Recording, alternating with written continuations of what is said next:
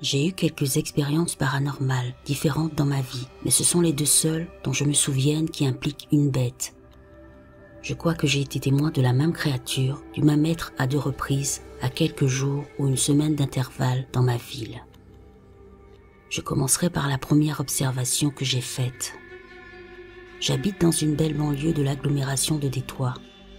Il n'y a pas beaucoup de grands animaux dans la région, à part les cerfs.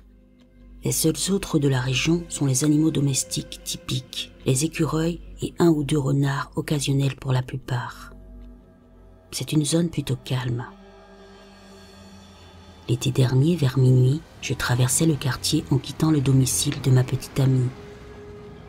Alors que je roulais vers le nord, dans une rue du lotissement, quelque chose a attiré mon attention à l'extrême gauche de mon champ de vision. Il s'agissait d'une créature très grande et bien bâtie qui sortait d'une arrière-cour sur l'herbe et s'élançait dans la rue. J'ai immédiatement freiné, incrédule devant ce que j'étais en train de voir.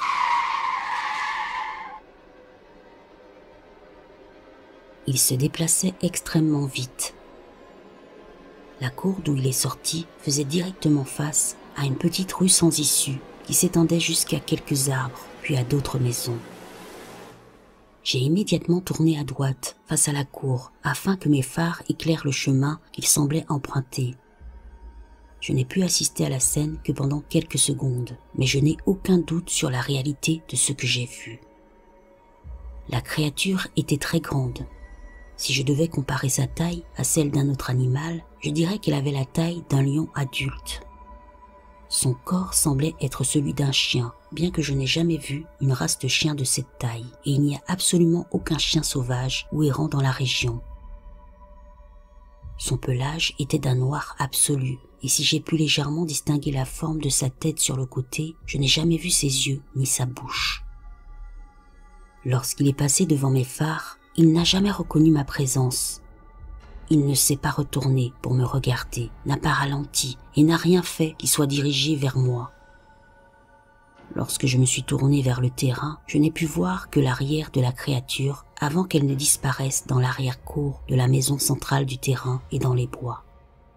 Déterminé à mieux la voir, j'ai roulé sans réfléchir à plus de 40 km pour sortir de la cour et prendre le virage de la rue dans laquelle la cour s'ouvrait. Mais elle avait déjà disparu. J'ai continué à rouler jusqu'à la maison et j'ai raconté à ma petite amie ce que j'avais vu. Sans explication, j'ai considéré qu'il s'agissait d'une nuit très inhabituelle. Maintenant, voici ce que je crois être ma 2e rencontre avec ce que je suppose être un chien de l'enfer. Je ne me souviens pas exactement du nombre de jours qui ont suivi, probablement une semaine, mais je suis allé fumer une cigarette à l'extérieur de ma maison vers minuit. D'habitude, je sors par mon garage et je fume sur le côté de ma maison, à côté de ce dernier. J'ai mis mes chaussures et j'ai traversé ma buanderie jusqu'à la porte du garage. C'est un garage attenant. En y entrant, j'ai eu un très mauvais pressentiment. C'est ce que l'on ressent lorsqu'on pense être observé ou traqué.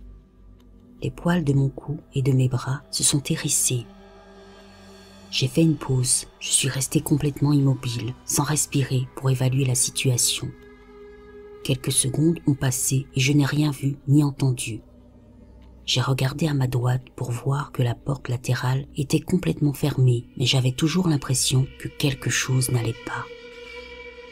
Il y a 2 véhicules qui restent garés dans mon garage et qui sont réservés à la conduite estivale. Je regarde autour de moi et ne vois ni n'entends rien. C'est alors que le véhicule le plus éloigné de moi se met à bouger légèrement. Je me dis tout de suite que ce n'est qu'un chat, mais je me rends compte qu'il est impossible qu'un chat de mon quartier puisse faire bouger le véhicule de la sorte. C'est à ce moment-là que la situation est passée d'effrayante à absolument effrayante. Alors que la voiture tremble, j'entends le son le plus horrible que je n'aurais probablement jamais entendu de toute ma vie. On aurait dit un grognement extrêmement profond, mêlé à des cris aigus et alternés, le tout en même temps. Le bruit m'a frappé au niveau le plus profond, le plus primitif, et m'a effrayé comme jamais je ne l'avais été. On aurait dit que la chose m'avertissait de partir. J'avais trop peur de rester plus longtemps et j'ai immédiatement claqué la porte de ma maison et verrouillé les 2 serrures. J'ai mis un mot sur la porte pour dire à mon frère de sortir par devant demain matin car il y a quelque chose dans le garage. J'ai fini par me calmer et je me suis endormie. Lorsque je me suis réveillée, j'ai vu mon mot et je me suis moqué de moi pour avoir eu si peur. Je suis sortie par la porte d'entrée et j'ai marché jusqu'au côté de mon garage. La porte était toujours fermée. J'ai soupiré et j'ai décidé qu'il faisait jour et qu'il n'y avait pas de raison d'avoir peur. J'ai ouvert très rapidement la porte qui se trouvait loin de moi. Avant que je puisse cligner des yeux, une créature noire a jailli de la porte. Cette fois-ci, elle n'était pas aussi grande que lors de ma première rencontre, mais elle se déplaçait plus vite que n'importe quel animal que j'ai vu en personne, à l'exception de l'autre rencontre. Il semblait avoir la taille d'un chien de taille moyenne à grande, mais la vitesse à laquelle il se déplaçait ne correspondait pas à celle d'un chien, ce qui m'a permis de le voir seulement pendant quelques secondes avant qu'il ne disparaisse dans les bois, à plus de 50 mètres de moi. Comme lors de la 2e rencontre, il ne m'a jamais regardé, je n'ai jamais pu apercevoir son visage ou ses yeux. Jusqu'à aujourd'hui, je n'ai jamais pensé que ce que j'avais vu pouvait être paranormal. Lorsque j'ai cherché la description, j'ai été horrifié de voir qu'elle correspondait à celle d'un chien de l'enfer ou chien noir. Il semble que la mythologie derrière ces créatures soit un peu contradictoire. On dit que le chien noir est soit un présage de mort ou sinon un protecteur. Mais maintenant, j'ai peur de le rencontrer à nouveau. J'ai toujours pensé que c'était bizarre qu'il ne me regarde jamais, mais finalement, je suis soulagée qu'il semble avoir choisi consciemment de ne pas le faire, car le folklore dit que s'il vous regarde 3 fois dans les yeux, c'est un présage de mort. Je ne sais pas quoi penser. Je suis persuadée que si c'était un chien de l'enfer, il ne me cherchait pas, mais je n'en suis pas sûre. J'aimerais savoir ce que cela signifie. Y a-t-il des raisons de s'inquiéter? Par ailleurs, s'il a pu se manifester dans le garage, pourquoi a-t-il eu besoin que je le fasse sortir physiquement?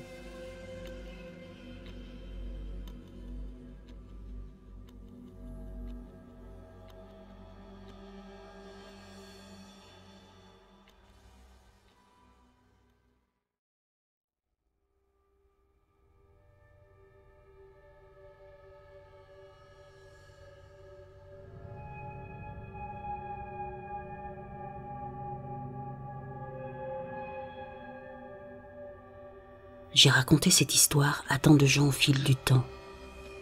Elle a représenté une grande partie de mon enfance, quelque chose que je ne peux pas expliquer et que je n'oublierai jamais. C'est bien de pouvoir la raconter de temps en temps, alors la voici. Tout a commencé quand j'étais toute petite, une petite fille de 4 ans, assez grande pour avoir sa propre chambre. Ma famille et moi vivions dans une petite maison mitoyenne en Angleterre, et ma chambre se trouvait dans le toit qui avait été aménagé. La moitié de l'espace était réservée à la chambre à coucher et une porte verrouillée menait à l'autre moitié qui était toujours le grenier utilisé pour le stockage, etc. Quelques nuits par an, peut-être 3 fois, je me retrouvais au lit, incapable de m'endormir. Je ressentais un sentiment de malaise et d'appréhension, comme si l'heure tournait, puis j'entendais la porte verrouillée s'ouvrir.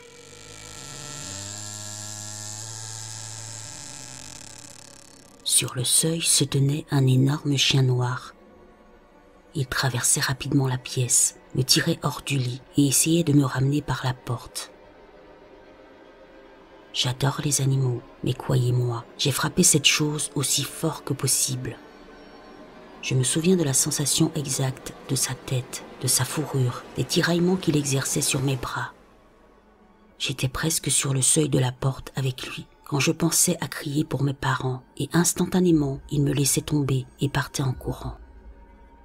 Maman venait me trouver hors du lit et contre un mur, terrifiée. Normalement, ça devait être un rêve éveillé ou du somnambulisme bizarre. Enfant, j'étais convaincue que c'était réel. Je rêvais aussi du loup, c'est ainsi que je l'appelais, et j'arrivais toujours à faire la différence entre le voir en rêve et ses visites réelles, qui semblaient complètement différentes et se produisaient toujours avant que je ne m'endorme. lorsque nous avons déménagé, j'étais sûre que ça disparaîtrait. Nous avons déménagé quand j'avais 5 ans, dans une autre maison de la même ville. Ma chambre se trouvait au 2e étage, et bien qu'il n'y ait pas de porte donnant sur le grenier, il y avait une armoire encastrée dans une alcôve, au ras du mur. Les visites se poursuivaient exactement de la même manière. La porte s'ouvre lentement et le chien saute de l'entrée de l'armoire qui se trouve à environ 60 cm du sol. Encore une fois, je me souviens très bien du son que faisait ce chien en frappant le sol, traversant ma chambre. Tout était incroyablement vivant et réel.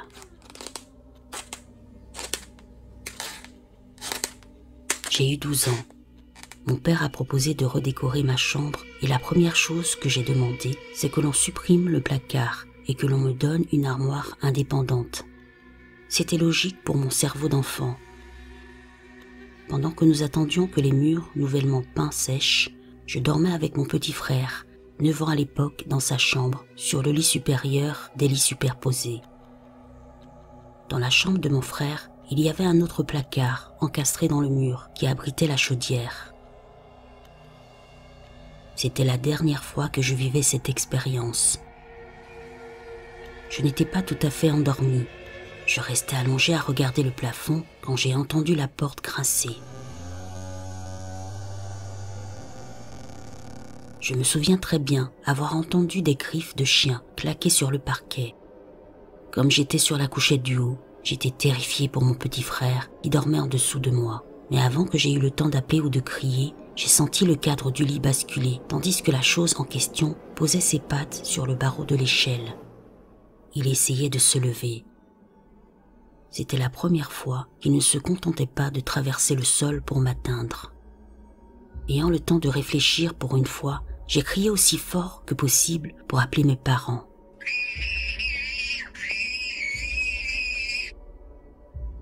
Il y a eu un grand bruit sourd quand il a touché le sol à mi-chemin de l'échelle. Mon père était là. Le matin, mon petit frère est monté pour me réveiller. Je me suis redressée, tellement désespérée que quelqu'un confirme enfin ce que j'avais vu. Et je lui ai dit que c'était là la nuit précédente. Je jure que ce qui s'est passé ensuite est tout à fait vrai. Le pauvre petit est devenu blanc comme un linge, m'a regardé et m'a dit tranquillement « Je sais ». Puis il a ramassé une mèche de cheveux noirs au fond du lit. J'ai essayé de décrire ses cheveux tant de fois. Je devrais commencer par dire que nous avions un chat, mais c'était un chat tigré. Et quand un chat se couche sur un lit, les poils sont un peu éparpillés et clairsemés. Là, c'était une mèche, comme lorsque vous vous faites couper les cheveux et qu'ils se collent les uns aux autres en petites touffes. Nous l'avons montré à notre mère qui s'est empressée de s'en débarrasser. Elle ne voulait pas que mon petit frère ne dorme plus jamais. Après ça, je n'ai plus jamais revu ce chien, ni même rêvé de lui. Il existe de nombreuses histoires de chiens noirs au Royaume-Uni, mais je n'ai jamais entendu parler de quelqu'un d'autre avec une histoire comme celle-ci. Je mettrai tout ça sur le compte de rêves ou même de terreurs nocturnes que j'ai aussi vécu à des moments de stress, mais rien de comparable à cette expérience. C'est la chose la plus étrange qui me soit jamais arrivée. Une expérience que j'aime beaucoup partager maintenant qu'elle semble si lointaine.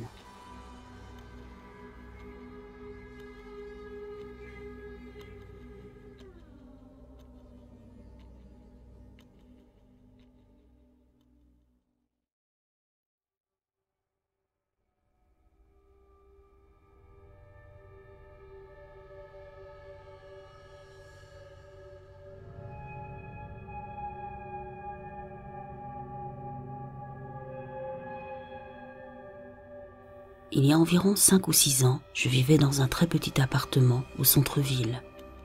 Celui-ci se trouvait au dernier étage, dans le coin arrière du bâtiment et à côté de l'allée qui menait au parking. Un soir, je suis rentré tard, entre minuit et 1h du matin. Mes chiens étaient restés seuls pendant des heures. Alors je les ai emmenés faire une petite promenade. C'était un soir de semaine, donc tout était calme et il n'y avait personne dehors. Alors que nous rentrions à la maison, l'un de mes chiens a commencé à agir bizarrement. Il n'était ni effrayé, ni particulièrement excité, mais complètement figé, comme s'il avait détecté une odeur ou quelque chose et voulait la vérifier. Il a commencé à tirer sur la laisse, ce qu'il ne faisait jamais. Au moment où nous nous rapprochions de mon immeuble, il nous a très frénétiquement, mon autre chien et moi, traînés vers l'allée. Après les promenades, nous empruntions toujours l'allée pour jeter leurs sacs à déjection et entrer à l'arrière de l'immeuble, là où se trouve mon appartement. Alors j'ai pensé qu'il voulait peut-être simplement rentrer pour boire de l'eau ou autre chose. Dès que nous sommes arrivés là-bas, il s'est mis devant moi pour me protéger et rester complètement immobile et à regarder fixement. Il ne pesait qu'une 40aine de kilos, mais il était à moitié chien de garde et quelque chose le rendait alerte et sérieux. J'ai suivi son exemple, j'ai regardé dans l'allée, et là, j'ai vu quelque chose d'encore plus noir que l'obscurité environnante. Au début, j'ai cru voir un petit chien noir ou un raton laveur, car certains de mes voisins avaient de petits chiens, et nous avions parfois des ratons laveurs dans notre benne à ordures. Mais après quelques secondes, j'ai réalisé que ce n'était ni l'un ni l'autre. La chose a établi un contact visuel avec moi et a commencé à marcher vers nous. Dès qu'elle est arrivée près de l'immeuble, j'ai réalisé à quel point elle était grande, car elle se tenait littéralement à côté de mon appartement et de ma fenêtre. Cette chose mesurait facilement 1,50 m du sol, à 4 pattes, et elle ressemblait à quelque chose entre un loup, un chien et un ours. Elle était complètement noire, mais on aurait dit que le noir était déformé ou mal placé, un peu comme un trou noir lorsqu'il absorbe la lumière autour de lui. Il y avait quelques gribouillis gris dans le noir qui bougeaient, et ses yeux brillaient d'une lueur grise avec une petite pointe de rouge. On aurait dit que quelqu'un l'animait, ce qui n'avait rien à voir avec la réalité. Quand il est arrivé au coin du bâtiment, il s'est arrêté et m'a regardé fixement, et mon chien a complètement perdu les pédales. J'avais déjà vu ce dernier aboyer pour me protéger, aboyer contre d'autres chiens et chats et contre des animaux sauvages, mais c'était la seule fois où je l'avais vu aboyer comme ça.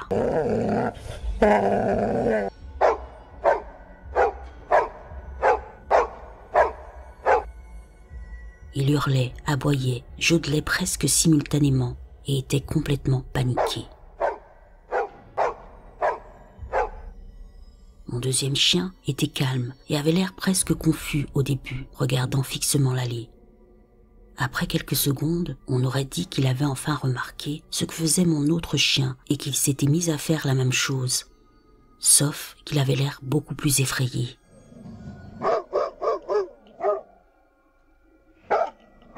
La suite me fait encore peur quand j'y pense. J'étais figé par le choc, mais la chose a ouvert la bouche et a montré des dents déformées. Ses yeux brillaient plus qu'avant, gris et rouges, presque comme de la fumée. Puis il a émis un son pénétrant, comme un grognement guttural, et tout mon corps l'a ressenti comme s'il me traversait.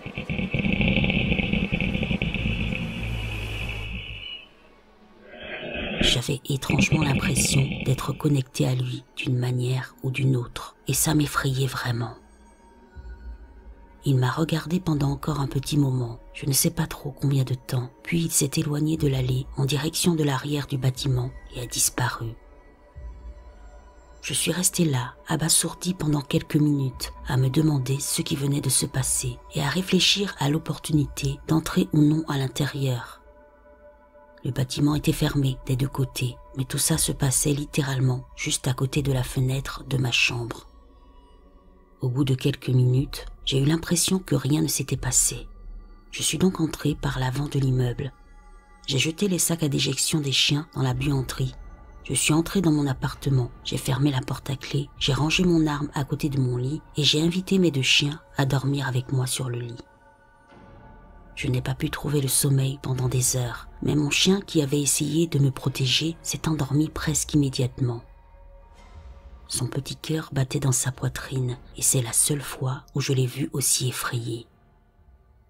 J'ai vécu là pendant 9 ans et rien de tel ne s'est jamais produit avant ou depuis.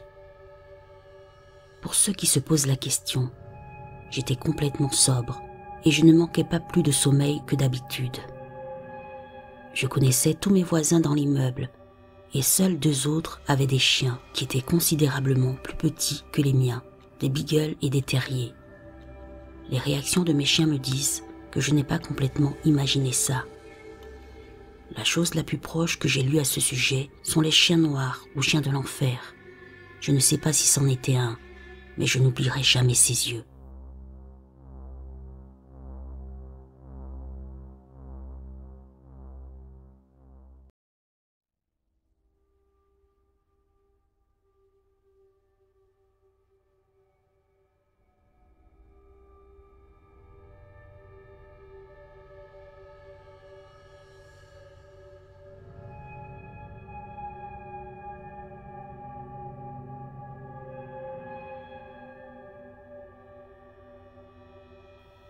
Cette expérience m'est revenue à l'esprit récemment, car la rue, l'endroit où ces choses se sont produites, a fait l'objet d'un article dans les journaux locaux pour une histoire sans rapport avec le sujet.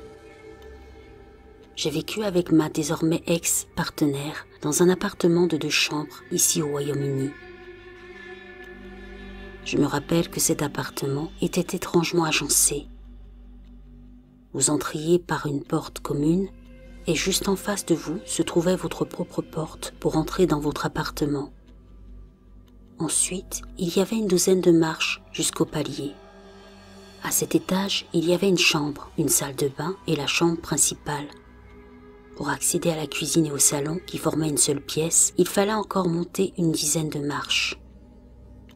Maintenant que l'explication ennuyeuse de la disposition est terminée, elle est cependant pertinente pour la suite, j'aimerais partager avec vous certaines des choses qui se sont produites dans cet appartement et qui ont fait de moi une sorte de croyant, car avant ça j'étais plutôt sceptique concernant tout ce qui est lié au paranormal, fantômes, etc. Comme je l'ai dit, j'ai vécu là-bas avec ma compagne il y a environ 13 ans. C'était une location bon marché et nous n'avions pas beaucoup d'argent à l'époque, donc c'est tout ce que nous pouvions nous permettre de louer. Nous étions tout de même heureuses d'avoir trouvé ce logement pour notre premier emménagement ensemble. En tout cas, rien ne semblait anormal au début.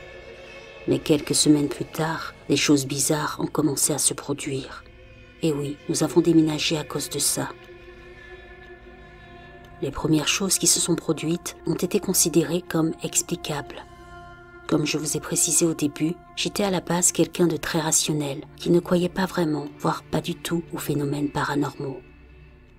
Ainsi, il y avait des problèmes électriques, la bouilloire qui s'allume et s'éteint toute seule, les lumières restaient allumées alors que vous saviez pertinemment que vous les aviez éteintes, etc. Cependant, environ 1 mois après avoir vécu là, les choses ont empiré, et mon ex et moi, nous nous sentions de plus en plus mal à l'aise dans cet appartement. J'avais fait encadrer 9 de mes disques préférés par rangée de 3 et je les ai accrochés au mur du salon. Comme il s'agissait d'objets de collection, j'ai veillé à ce qu'ils soient solidement fixés au clou que j'avais planté. Un jour, alors que j'étais allongé sur le canapé, brusquement, l'instant d'après, l'un des disques a volé sur le sol du salon. Surprise, je me suis levée d'un coup et je l'ai ramassé, m'attendant à ce que l'arête soit cassée et qu'il soit simplement tombé. Mais ce n'était pas le cas. Non seulement ça, mais il n'est pas tombé directement à l'endroit où l'on s'y attendrait. Il s'est retrouvé bizarrement de l'autre côté du salon. J'ai essayé d'être rationnel, peut-être par peur, et je n'ai pas automatiquement supposé qu'il s'agissait d'un esprit, alors j'ai préféré l'ignorer, même si au fond de moi, je pensais que ce qui s'était passé était tout de même très étrange. Quelques jours après, ma compagne et moi étions dans la cuisine ouverte, en train de discuter et de ranger les courses, quand soudain, nous avons entendu très clairement des pas monter les escaliers.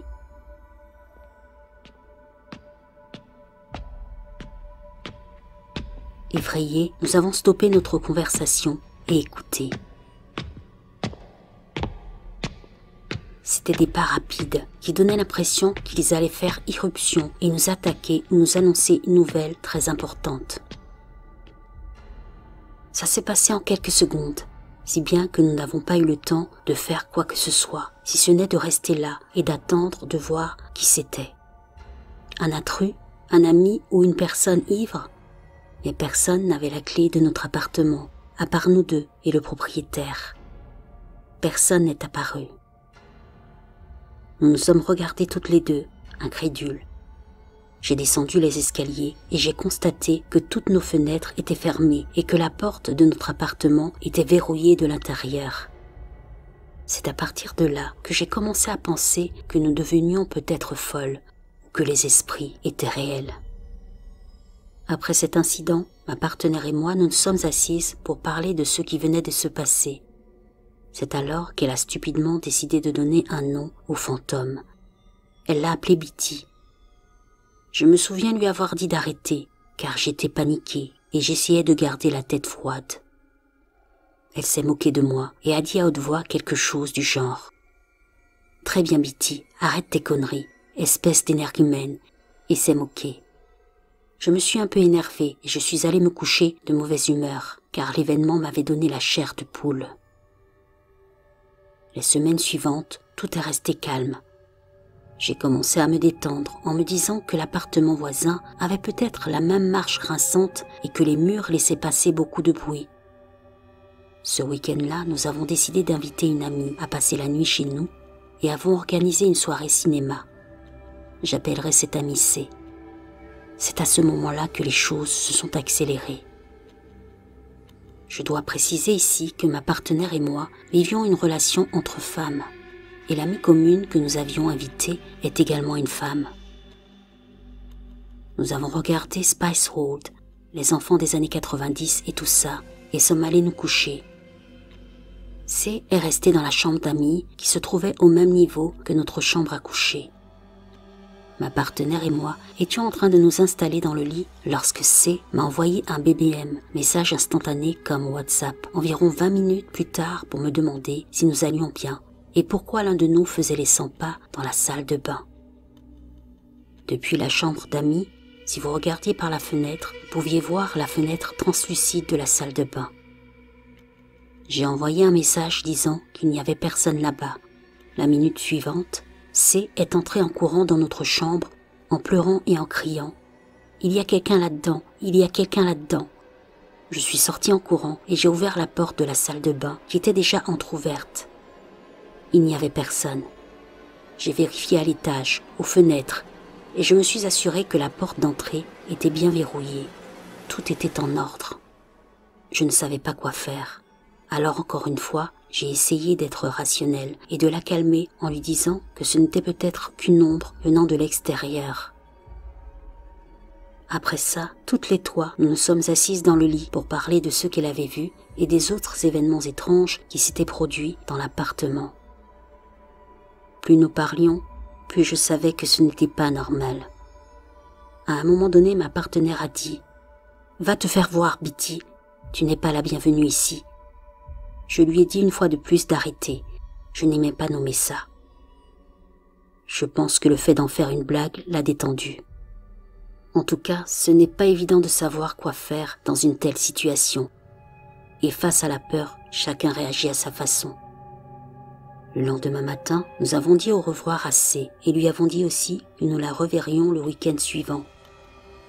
Rétrospectivement, il y a eu des jours ensoleillés et lumineux dans cet appartement et d'autres jours, quelque chose ne tournait pas rond, comme un sentiment lourd dans l'air qui est difficile de décrire. Un certain temps s'est écoulé, je ne sais pas exactement combien de temps, mais je suppose qu'il s'est écoulé encore 2 semaines. Il ne s'est pas passé grand-chose, mais une autre amie écossaise est venue passer le week-end chez nous. Je me souviens avoir demandé à ma partenaire si nous devions lui parler des événements récents, et elle m'a répondu que non, que ça ne ferait que l'effrayer, et qu'elle ne resterait pas. De plus, nous n'avions aucune preuve solide de l'existence d'un fantôme. J'ai convenu que c'était une bonne idée de ne pas en parler. Je n'aimais pas y penser plus que nécessaire. Nous appellerons cette amie N. Ce week-end-là, nous avons commandé un chinois et bu quelques verres. Notre amie C a également décidé de se joindre à nous, mais je lui avais déjà envoyé un message pour lui dire de ne pas parler de Bitty. Elle m'a dit qu'elle ne le ferait pas et n'a plus jamais mentionné ce nom. Alors que nous étions tous en train de manger et de discuter, J'ai totalement oublié que je n'avais pas passé l'aspirateur dans la chambre du fond que C et N allaient partager pour la nuit. Tout le monde m'a dit de ne pas m'inquiéter, mais j'ai pensé que je devais passer l'aspirateur et ranger la chambre avant qu'elle ne l'utilise. Je leur ai dit de me donner 10 minutes et que je reviendrais avec elle. Je suis allée dans la chambre d'Amy passer l'aspirateur quand, je le jure, mes sens m'ont dit que quelque chose ne tournait pas rond. C'était comme si la pièce était devenue plus silencieuse que le silence lui-même. Je suis restée immobile, à l'écoute de mon environnement lorsque j'ai entendu ce qui ne peut être décrit que comme un gargouillis. Comme le bruit que l'on entendrait si quelqu'un s'étouffait en buvant beaucoup d'eau.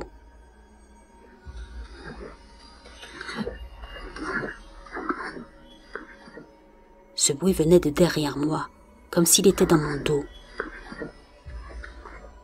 Je dois vous dire qu'au moment où j'écris ces lignes, j'ai la chair de poule sur les bras. J'avais trop peur de bouger, je voulais sortir de la pièce en courant, mais j'en étais physiquement incapable. J'ai dû rester là, avec ce gargouillis dans les oreilles, pendant environ 30 secondes, ce qui m'a semblé une éternité, avant d'avoir le courage de me retourner. Je me suis retournée, il n'y avait rien, mais soudain, un filet d'air frais m'a dépassé. J'avais l'impression que mon cœur allait sortir de ma poitrine, tellement il battait fort. J'ai couru vers les escaliers pour rejoindre tout le monde, et ma partenaire a vu à mon visage que quelque chose s'était passé. Elle a éteint sa cigarette, m'a pris le bras et m'a fait descendre dans notre chambre. Elle m'a demandé si j'allais bien, et je lui ai raconté ce qui venait d'arriver. Bien qu'elle ne mesure qu'1,60 m, elle était courageuse. Elle a marché jusqu'à la chambre d'Amy, a vu qu'il n'y avait rien et a maudit Bitty à haute voix. Je ne me souviens plus des noms exacts qu'elle lui a donnés, mais ce n'était pas gentil. Je lui ai dit de dire à nos amis que je ne me sentais pas bien et que j'allais me coucher tôt. J'avais besoin d'être seule et croyez-le ou non, être assise avec de la compagnie me semblait pire que d'avoir peur toute seule. Je suis restée au lit et j'ai commencé à chercher sur Internet d'autres appartements que nous pourrions peut-être nous permettre de louer. Je ne l'ai pas dit à ma partenaire, et si elle pensait que j'étais ridicule, mais le fait de savoir qu'il y avait d'autres endroits que nous pouvions louer m'a rassurée. Puis après un bon moment, ma compagne est venue se coucher. Elle m'a demandé si j'allais bien. J'ai marmonné que oui, et nous nous sommes tous endormis. Le reste de la nuit et la matinée se sont déroulés sans incident. Quelques semaines plus tard, les choses sont restées à peu près calmes, tolérables. Je semblais m'en sortir lorsque des choses mineures se produisaient, comme les lumières et cette foutue bouilloire qui s'allumait et s'éteignait toute seule. Même dans ces moments-là, je me surprenais à faire des commentaires stupides sur le fait que Bitty adorait une bonne tasse de thé. Avec le recul, c'est comme si Bitty nous contrôlait. Elle nous disait quand il était normal de rire, et elle nous disait quand elle était en colère et que nous ne voulions pas d'elle. Comme mon histoire touche à sa fin, je vais vous raconter le dernier événement qui nous a poussés à partir. Ma compagne et moi, nous nous sommes mis au lit. Comme la plupart des autres soirs, nous avons bavardé un peu sur nos téléphones et nous nous sommes endormis. À côté de notre commode se trouvait ma guitare acoustique, inclinée vers l'arrière sur son support, avec le clip sur le manche de la guitare elle-même pour la maintenir en place. La seule façon de sortir la guitare est de relâcher le clip. Pendant la nuit, nous avons été réveillés par le bruit de ma guitare acoustique qui s'est écrasée de l'autre côté du mur de la chambre.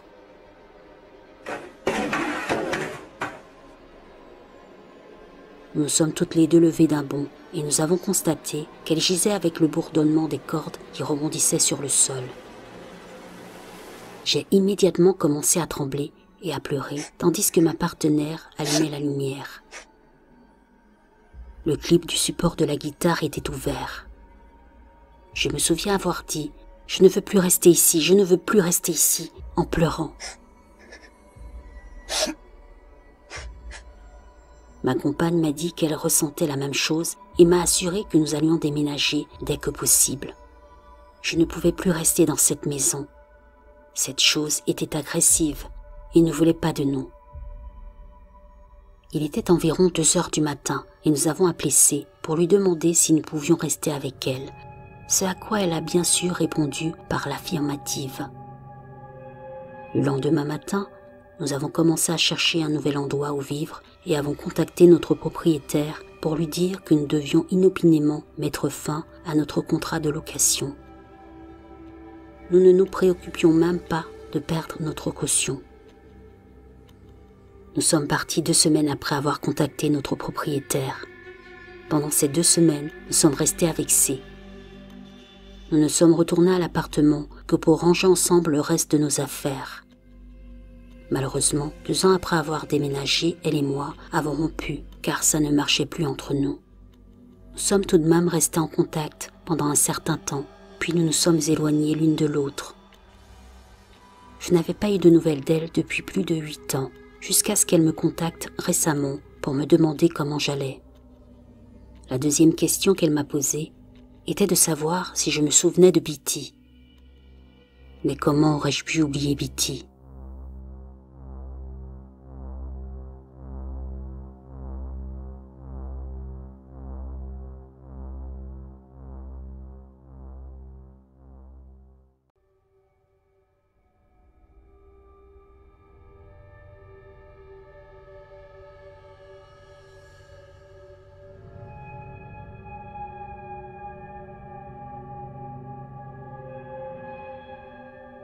Ce n'est pas mon histoire, mais elle m'a été racontée par quelqu'un de confiance, une dame que je connais depuis plus de 10 ans. Elle n'en avait jamais parlé auparavant et ne l'a fait que parce qu'à un moment donné, notre conversation a débouché sur les esprits. En tout cas, je sais qu'elle n'est pas du genre à inventer ce genre de choses. Cette amie était mariée à un homme dont elle est aujourd'hui divorcée et ils avaient emménagé dans une maison appartenant à son père. Au début, il s'agissait de petites choses, comme des lumières allumées dans les pièces alors qu'elle savait qu'elle les avait éteintes. Des objets disparaissaient et se retrouvaient dans des endroits bizarres. À l'époque, son mari travaillait de nuit et elle se retrouvait seule avec ses chiens. Elle m'a dit qu'elle ne s'était jamais sentie à l'aise dans la maison, surtout seule. Parfois, ses chiens regardaient fixement dans le couloir et grognaient pour un rien.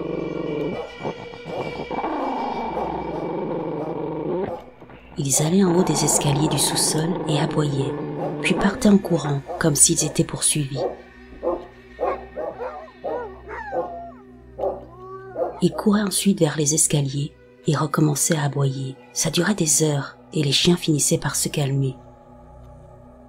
Une nuit, alors qu'elle s'était endormie sur le canapé, elle s'est réveillée brusquement en entendant des cris provenant de la cave.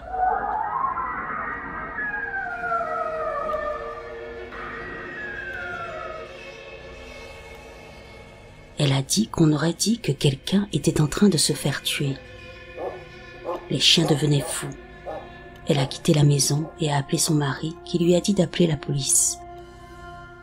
La police est venue et n'a rien trouvé. Mon amie a dit que cela se produisait 1 ou 2 fois par semaine. Une nuit, alors que le couple dormait, elle s'est réveillée. Seulement celle-ci était paralysée. Elle a dit qu'à ce moment-là, elle essayait d'attraper son mari, mais qu'elle ne pouvait pas bouger. Et le plus effrayant, c'est qu'elle voyait quelque chose dans la pièce. C'était noir et blanc, et ça tournoyait ou s'agitait. Elle a dit que ça ressemblait à des rideaux, mais que c'était un peu flou. Elle a fini par pouvoir bouger, et s'est levée pour aller chercher de l'eau. Elle est retournée se coucher et s'est endormie. Le lendemain matin, lorsque son mari s'est réveillé, elle lui a raconté son expérience. Il lui dit qu'il lui était arrivé exactement la même chose, mais que pendant qu'il était paralysé, il avait vu une silhouette sombre dans l'embrasure de la porte qui semblait le fixer. Après s'être levée du lit, elle est allée dans le salon où elle avait un aquarium. Elle m'a dit quelle sorte de poisson elle avait, mais je ne me souviens pas du nom. C'était un de ces poissons qui s'accrochent aux côtés de l'aquarium, mais un gros. Elle a regardé l'aquarium et a vu que son poisson avait été déchiré en morceaux. Il n'y avait pas d'autres poissons dans l'aquarium. Sa sœur avait vécu dans la même maison avant elle, Alors elle l'a appelé et lui a demandé si quelque chose de bizarre s'était passé dans la maison quand elle y vivait. Cette dernière a répondu « Pas avant que j'ai commencé à jouer avec cette planche Ouija. » Et voilà, la sœur avait vécu des choses étranges dans la maison, mais pas autant que mon ami. Ils ont décidé d'appeler un prédicateur qu'ils connaissaient et lui ont demandé de venir bénir la maison. Le prédicateur est venu et lui ont expliqué ce qui se passait. Il s'est mis à marcher d'une pièce à l'autre, en priant et en réprimandant tout ce qui était mauvais dans la maison. Elle a dit qu'ils avaient des téléphones fixes à l'époque et qu'à la minute où le prédicateur a commencé à prier, tous les téléphones de la maison se sont mis à sonner. C'était complètement dingue.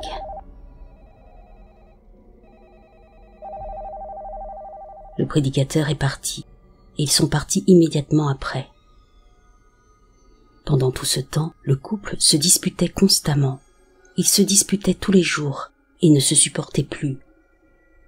Son mari a commencé à boire beaucoup et à ne pas rentrer à la maison.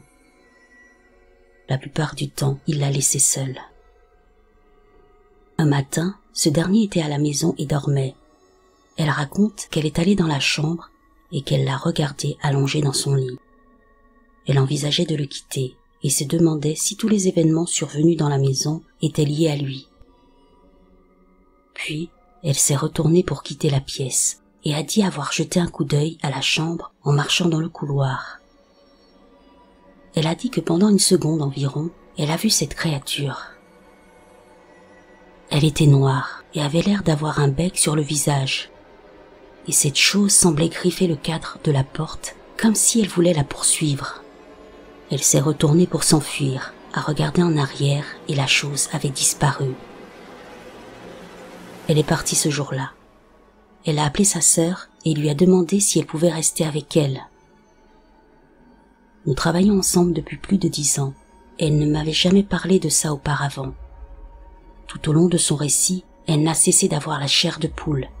Elle m'a dit qu'elle n'aimait pas en parler parce qu'à chaque fois qu'elle le faisait, quelque chose d'étrange se produisait quelques jours plus tard, comme sentir quelqu'un la toucher ou la pousser alors qu'il n'y a personne autour d'elle.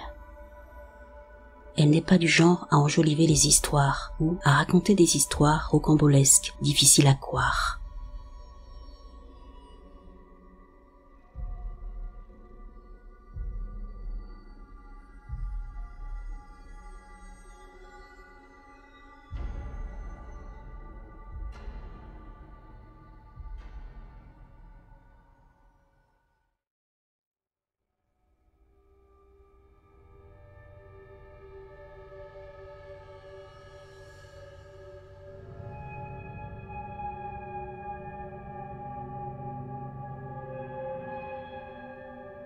Je suis un sceptique et je l'ai été toute ma vie en raison de mon expérience dans le domaine des sciences et de la technologie. Pourtant, je viens de vivre l'une des expériences les plus inexplicables de ma vie. Cette histoire peut sembler farfelue, mais je peux vous promettre qu'elle est bien réelle. Je suis époustouflée. Il y a 3 jours, je regardais la télévision au lit. Il était environ 20h45. J'ai entendu un grand bruit au premier étage, ce qui arrive occasionnellement parce que la maison se rétracte dans la fraîcheur de la nuit. Cette nuit, j'ai coupé le son de la télévision et j'ai entendu un autre craquement, cette fois sur le palier de l'escalier menant au 2e étage. Je n'y ai pas prêté attention. Un autre craquement s'est produit dans l'embrasure de la porte ouverte de ma chambre à coucher. Instinctivement, je me suis arrêtée, pensant qu'il y avait peut-être quelque chose. Mais comme je vis dans un quartier sûr, j'ai pensé que ce n'était probablement rien. Je me suis levée du lit pour aller voir. Il y avait peut-être une souris ou quelque chose dans la maison. Mais alors que je m'approchais de la porte de ma chambre, j'ai senti un frisson glacial remonter le long de ma colonne vertébrale. C'était intense et j'ai définitivement fait une pause, car je sentais que mon cerveau pouvait m'avertir d'un problème imminent. Je suis restée là pendant 30 secondes avant de m'aventurer dans le couloir. J'ai descendu les escaliers pour vérifier toutes les portes et m'assurer qu'elles étaient bien fermées. Mais cette chair de poule ne s'arrêtait pas. C'était moins intense que lorsque j'étais sur le seuil de la porte. j'ai vérifié si mon cœur s'emballait en prenant mon pouls, ce qui n'était pas le cas. J'ai vu que toutes les portes étaient verrouillées et qu'il n'y avait aucun signe d'entrée. J'étais en sécurité. Alors pourquoi mon corps semblait-il être en état de lutte ou de fuite sans adrénaline? Je suis retourné dans ma chambre en passant par l'endroit où j'avais senti ma peau frissonner. Je suis resté là pendant environ 30 secondes, sentant cette sensation se poursuivre encore et encore, voyant toute ma peau se transformer en chair de poule. J'étais plus confus qu'autre chose, et je me suis dit que le son avait fait sursauter une partie instinctive de mon cerveau. Je suis retourné dans mon lit, et j'ai recommencé à regarder la télévision pendant 3 minutes au maximum, avant d'entendre un autre bruit en bas, puis un tapotement sur le sol en bois dur qui ressemblait à une bille tombée dessus à hauteur de la taille.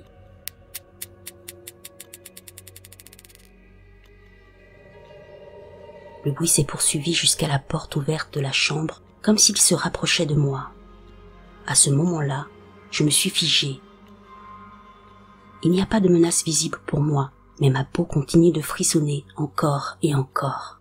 Puis les coups se poursuivent sur le côté droit de mon lit, toujours à une certaine distance de moi. C'est à ce moment-là que je me rends compte qu'il y a une présence dans la pièce. Je sais que beaucoup de gens connaissent cette sensation. Le son de la pièce change lorsque vous êtes seul ou si quelqu'un d'autre est présent, même si la personne n'émet aucun son. Quelques secondes plus tard, un bruit s'est fait entendre sur le mur, juste à côté de mon lit. J'ai eu l'impression qu'une force invisible me surplombait et me fixait du regard. Je me suis figé, mais j'ai fait de petits mouvements pour vérifier l'heure. Il était à peu près 21h. Je pense que c'était moins pour vérifier l'heure que pour confirmer que je ne faisais pas un cauchemar. Je suis resté assis en silence avec cette présence pendant 30 minutes avant de me convaincre que je n'étais probablement pas en danger, mais que je devais au moins informer quelqu'un. J'ai envoyé un message à une bonne amie, exactement à 21h35, pour l'informer de ce qui s'était passé. Je n'ai reçu aucune réponse, et j'ai donc continué à attendre. Finalement, au bout d'un certain temps, je pense que ça a duré environ 30 minutes, il était à peu près 22h. J'ai senti l'entité se déplacer d'un côté du lit à l'autre, ce qui était évident car les objets de la pièce grinçaient en même temps que l'énergie. J'ai continué à regarder dans la direction où cela se produisait, curieux de voir quelque chose. Que pouvais-je faire d'autre? Je regardais de l'autre côté de mon lit. Je dors à droite et ma petite amie dort à gauche lorsqu'elle est là. Mon lit est un grand lit, il y a donc beaucoup d'espace. Le dernier endroit où j'ai senti la présence était sur le bord gauche du lit, mais clairement pas sur le lit lui-même. Je continue d'envoyer des SMS à mon amie Lise pour lui dire ce qui se passe. Elle n'a toujours pas répondu, puis bientôt j'entends 3 clics qui ressemblent à ceux d'une bouteille de Snapple ou d'un couvercle de bocal de cornichons. Il n'y a rien sur le lit qui puisse produire ce son. Mon lit est entièrement fait de mousse. Il n'y a rien sur le lit fait d'un matériau qui pourrait produire ce son. Mes frissons s'intensifient et atteignent presque les niveaux que j'ai connus dans ce que j'appellerais la zone devant la porte. Assis à nouveau dans la peur et le silence, abasourdi par ce qui se passe, j'entends ces sons se rapprocher de plus en plus de moi. Puis je reçois enfin un appel de mon amie. Elle me demande ce qui se passe et ce que je ressens. Je lui explique et lui dis que je sens activement l'énergie ou l'entité juste à côté de moi. Pendant que je suis au téléphone, je peux l'entendre se déplacer dans la pièce.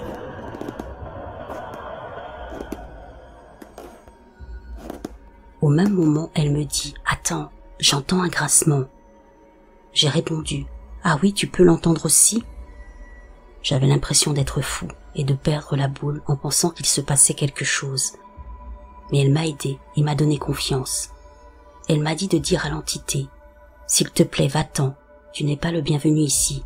Et va-t'en, ce n'est pas ta maison. » J'ai répété ces mots et ils ont semblé calmer mes sentiments. Je me sentais beaucoup plus en sécurité car j'avais une amie proche au téléphone qui pouvait m'aider et me parler pendant que ça se passait. Elle m'a posé des questions sur le seuil de la porte qui me donnait la chair de poule. Je lui ai dit que j'irais me tenir là pour voir si je ressentais toujours la même chose. Lorsque je l'ai fait, l'intensité était d'environ 80%. Elle était encore très forte. J'ai continué à parler à Lise en lui racontant les sons que j'avais entendus jusqu'à 4 heures du matin, heure à laquelle j'ai commencé à m'évanouir d'épuisement purement et simplement. À ce moment-là, l'énergie semblait avoir beaucoup diminué, mais je pouvais encore sentir ce qui semblait être une présence qui se tenait au-dessus de moi, sur le côté de mon lit, à la tête de mon lit. Je me suis endormi par intermittence pendant les 3 heures qui ont suivi, à chaque craquement ou bruit dans la maison. Je suis totalement perdu, car désormais, cela bouleverse mon point de vue sur le monde. J'ai passé l'une des pires nuits de ma vie.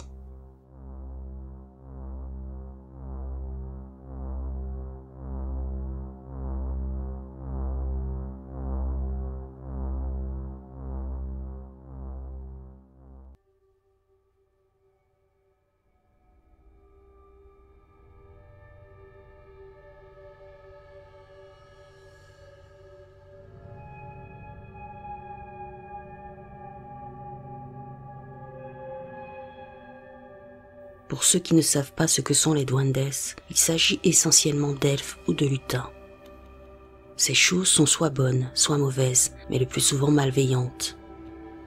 On dit que les mauvais attirent les enfants et que les bons vous font des farces. Quoi qu'il en soit, ça s'est passé quand j'avais 13 ou 14 ans chez ma tante. Ma tante vivait tout près d'une montagne, près d'Oaxaca. Son mari, mon oncle, était un homme assez riche. Il vendait et élevait du bétail. Il avait beaucoup de chevaux, de bétail, de chèvres et de chiens. Leur maison était grande. Il y avait beaucoup de terre pour les animaux. Ils habitaient dans un endroit très isolé, la ville la plus proche se trouvant à une certaine distance. Nous y sommes allés une année pour rester avec elle, et tout était normal les premiers jours. Puis les choses ont commencé à se gâter tôt un matin. Je porte des montres bracelets. Je les enlève pour aller me coucher et je les remets après m'être brossé les dents, etc. Je me souviens m'être réveillé, avoir pris ma montre et l'avoir posée sur une étagère à l'extérieur de la salle de bain, m'être brossé les dents et avoir constaté à mon retour qu'elle avait disparu. J'ai réfléchi pendant une seconde et j'ai regardé autour de l'étagère et en dessous, mais je ne l'ai pas trouvée. Je suis retourné dans la chambre où je logeais. J'ai regardé autour de moi et je ne l'ai pas trouvée. J'ai pensé que l'un de mes frères et sœurs jouait avec moi et j'ai regardé autour de moi et ceux-ci dormaient. C'est à ce moment-là que j'ai commencé à être non pas effrayée, mais inquiète. J'ai regardé l'étagère de plus près et il n'y avait rien. Je me souviens d'avoir dit à voix haute que celui qui a pris ma montre me la rende parce que je vais me fâcher. Je m'éloigne pour mettre mes chaussures et j'entends un léger bruit dans le salon. C'était l'alarme de ma montre qui se déclenchait. J'ai regardé dans le couloir et j'ai vu la lumière bleue de ma montre. C'est à ce moment-là que j'ai eu peur. Je me suis approché de la montre, je l'ai mise et j'ai eu un sentiment de malaise. Je vais regarder la télévision et je vois ma tante qui entre dans la cuisine. Je lui dis bonjour et lui demande si c'est elle qui avait pris ma montre. Elle me répond que non, mais qu'il ne faut pas laisser d'objets de valeur à l'extérieur. Je lui demande pourquoi. Et elle me répond que les duendes les prendront et les cacheront. J'ai un petit rire gêné et je dis quoi? Elle a bien vu que je la prenais pour une folle. Elle m'a dit qu'elle était sérieuse et que le duende avait probablement pris ma montre. Dans mon esprit, je me dis, cette femme est folle. Plus tard dans la journée, j'ai demandé à ma mère si ces êtres existaient vraiment. Elle m'a regardé d'un air inquiet et m'a demandé pourquoi. Je lui ai dit que ma tante avait affirmé qu'il y avait des duendes dans sa maison. Elle a éludé la question et m'a simplement dit « Si tu as peur, prie ». Je n'y ai pas beaucoup pensé par la suite. Je me souviens que nous avons regardé un film dans le salon et que je me suis endormie sur le canapé. Je me souviens m'être réveillée en entendant un bruit sourd provenant de la cuisine et des pas qui en sortaient en courant. Les pas étaient légers, mais tout de même audibles. On aurait dit un chat qui courait. Je vois la lumière s'allumer dans le couloir et je vois ma tante courir vers la cuisine. Je l'entends dire « Mandigos duende », ce qui signifie « maudit lutin ». Je me lève lentement et jette un coup d'œil dans la cuisine. C'est un énorme désordre, beaucoup de choses ont été renversées, la plupart de la nourriture. Je demande si un animal est entré, peut-être un raton laveur. Elle est exaspérée par le désordre et se contente de dire « Duendes ». Je roule des yeux et regarde ma montre. Il était presque 4 heures du matin. Nous avons fini de nettoyer au bout d'environ 20 minutes, et c'est alors que je l'ai aidée avec la pelle à poussière. Au moment où je m'accroupis, je regarde l'énorme tas de nourriture et je vois soit du sucre, soit de la farine, et je distingue les minuscules empreintes de pieds. Pas comme des empreintes de pieds de bébé, mais plus petites, comme si un lézard avait des pieds humains. Je regarde ma tante et elle sait que je les ai vus. Je ne suis pas encore complètement convaincue. Je vais me coucher et je me réveille. Il ne s'est rien passé pendant quelques jours. La dernière expérience que j'ai eue avec ces choses, c'est quand je dormais et que pour une raison quelconque, je me suis réveillée. Sans aucune raison, je me souviens de m'être sentie mal à l'aise et d'avoir entendu à nouveau ses pas, comme si quelque chose de petit courait devant le lit. Je me suis redressée rapidement et j'ai vu une petite ombre qui courait bizarrement, comme si elle se dandinait, mais elle se déplaçait quand même assez vite. Tout ça s'est passé en quelques secondes. J'ai allumé la lumière et il n'y avait rien. C'est à ce moment-là que j'ai commencé à croire à cette merde. J'étais très mal à l'aise après ça et j'étais contente d'être sortie de là.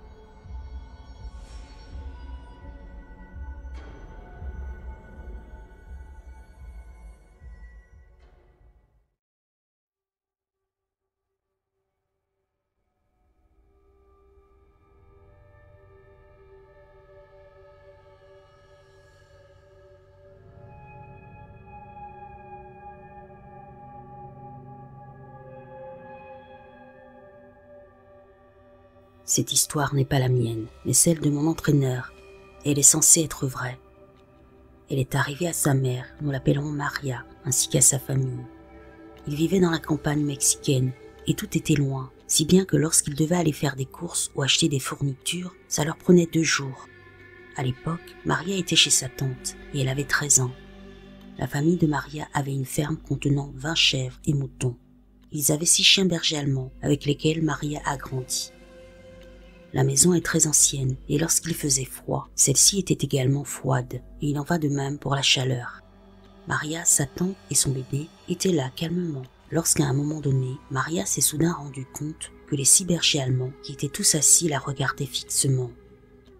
Un peu inquiète, elle sentait que quelque chose n'allait pas, mais se dit tout de même qu'il ne lui ferait rien puisqu'elle les connaissait depuis qu'ils étaient chiots. Mais ceux-ci se sont mis à grogner et sa tante s'est dit aussi que leur comportement était étrange et que ce n'était pas normal.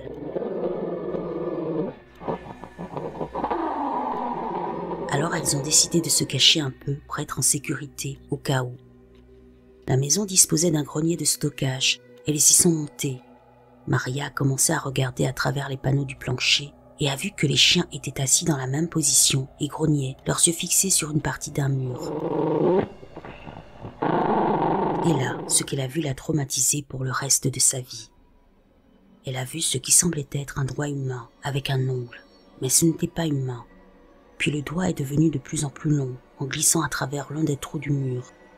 Il atteignait la moitié de la pièce, pointant d'un côté à l'autre de la pièce. La tête des chiens se trouvait juste en dessous du doigt. Maria ne pouvait pas détourner le regard jusqu'à ce que le bébé ait soudain faim et décide de pleurer. À ce moment-là, le doigt a rapidement glissé hors du trou. En voyant ça, Maria et sa tante étaient horrifiées et restèrent sur place toute la nuit. Le lendemain matin, Maria ouvre la porte d'entrée et n'en revient pas. Les chèvres et les moutons étaient tous éviscérés, tués violemment, le cou tordu. Ses parents sont arrivés plus tard dans la nuit. Maria leur a expliqué tout ce qui s'était passé et ce qu'elle avait vu. Ceux-ci étaient soulagés qu'elle aille bien.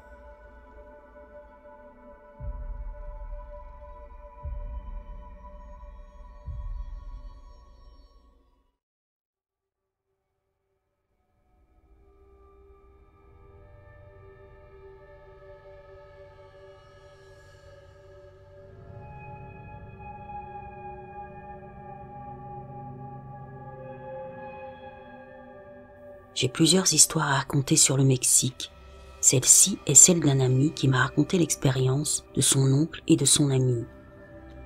Les deux hommes rentraient chez eux sur une autoroute il y a quelques années dans l'état de Oaxaca. Ils sont montés dans l'un de ces vieux camions à plateforme qui servent à transporter les légumes ou les fruits qui ont été cueillis ce jour-là. Ils étaient agriculteurs pour la plupart, car Oaxaca était très rural à l'époque et venait tout juste de se doter d'une autoroute en béton. Alors qu'ils rentraient chez eux, l'oncle a remarqué quelque chose dans le rétroviseur et a distingué ce qui semblait être un cheval à environ 50 mètres de distance. Il ne pouvait pas vraiment distinguer ses traits. Il n'y pensa pas jusqu'à ce qu'il s'endorme sur le siège du passager. Pendant qu'il dormait, il a fait un petit cauchemar. Un cheval aux grands yeux noirs s'est approché du côté passager et l'a réveillé en sursaut. Il a repris ses esprits en regardant son ami qui conduisait avec un regard terrifié et qui roulait à environ 80 km/h, ce qui à l'époque était plutôt rapide pour un camion de cette taille. Il lui a demandé pourquoi il roulait si vite et son ami lui a répondu qu'il était suivi. Il a ajouté que depuis quelques kilomètres, le cheval dans le rétroviseur se rapprochait lentement du véhicule.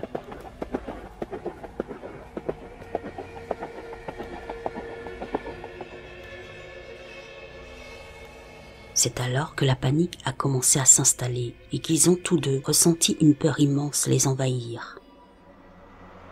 Ils ont accéléré pour essayer de s'enfuir, mais le claquement des sabots de ce cheval devenait de plus en plus fort derrière eux.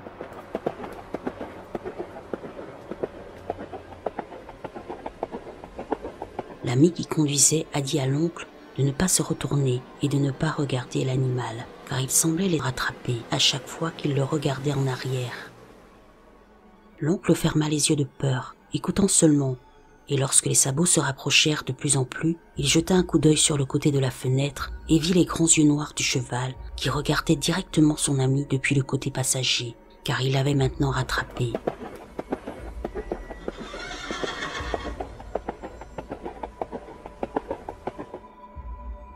L'oncle cria à son ami de ne pas regarder et de se contenter de regarder droit, car le cheval le fixait du regard. Ils ont accéléré autant qu'ils le pouvaient et l'animal a continué à avancer à vive allure, fixant toujours le conducteur.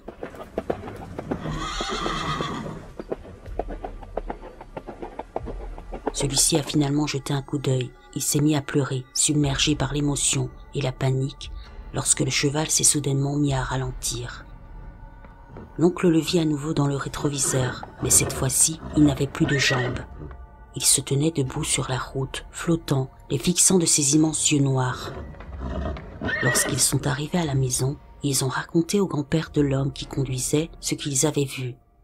Il leur a dit que la route qui avait été construite à cet endroit avait traversé un territoire narwal sacré et qu'ils avaient eu de la chance de passer dans cette zone à cette heure de la nuit parce que tout le monde avait senti que le sol à cet endroit était salado ou salé, ce qui signifie qu'il était chargé d'une mauvaise énergie.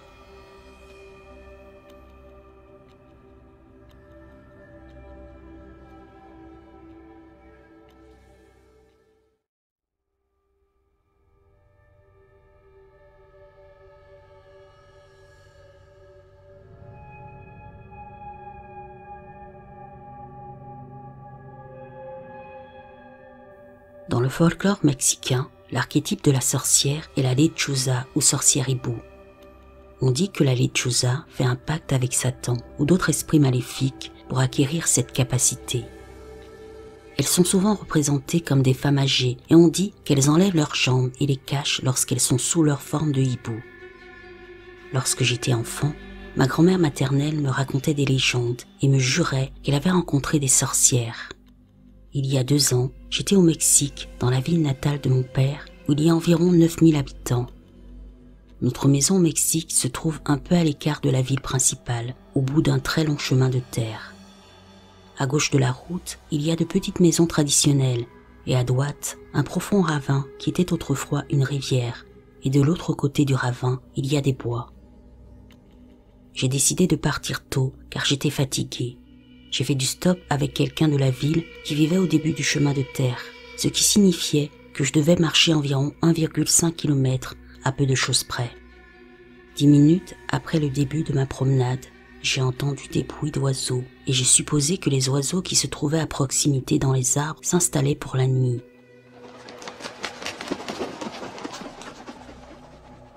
J'ai regardé les arbres et à environ 3 mètres de haut, j'ai vu une paire d'yeux orange vifs qui me fixaient.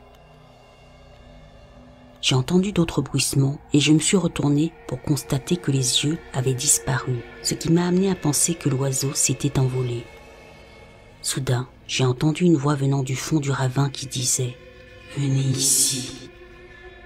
J'ai décidé de l'ignorer, mais elle a continué à me harceler jusqu'à ce que je craque et que je me dirige vers le ravin pour dire à cette femme de me laisser tranquille.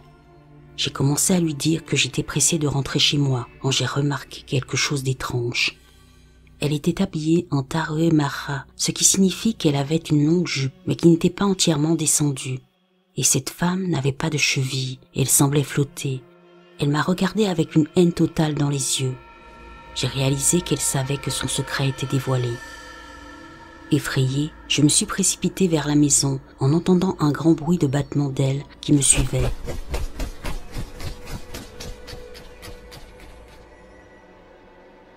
J'ai regardé en arrière et derrière moi volait un énorme hibou. J'ai couru dans la maison, mais je n'ai eu que quelques secondes de tranquillité avant que quelque chose ne frappe à la porte en poussant des cris inhumains.